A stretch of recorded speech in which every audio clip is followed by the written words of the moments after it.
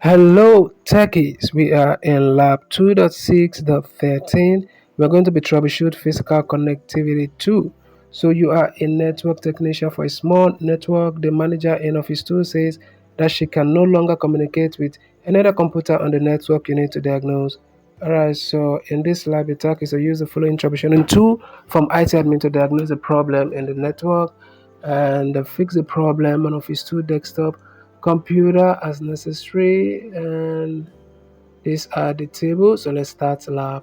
Now if this video appears to be too fast for you all, I'm sorry about that. I'm trying to be as fast as possible so that this video won't be unnecessarily too long for you all. You can always pause this video and work at your own pace. Alright, we are inside the lab now, and our first task requires us to go into Office 2 computer, go into the terminal, and from the terminal we are going to ping 192.168.0.10.33, 192.0.35. Let's see, and this all timed out. So since it timed out, to go back into the Office 2 computer, and then we unplug we'll go to the back and into the motherboard. We are going to plug in a new network card.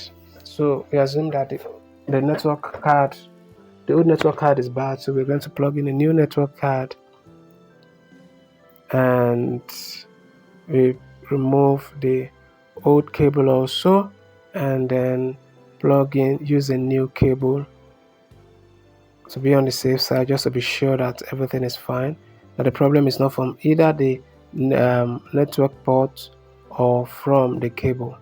So fresh new cable, fresh new network adapter. Let's ping this again. Let's see the network here now.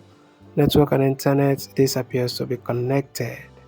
Alright, so let's just ping 192.168.0.35. Alright, 192.168.0.10 connected. You can see all of this is now connected. And if this video was helpful to you in any way, remember to share in other platforms so that other students can benefit also.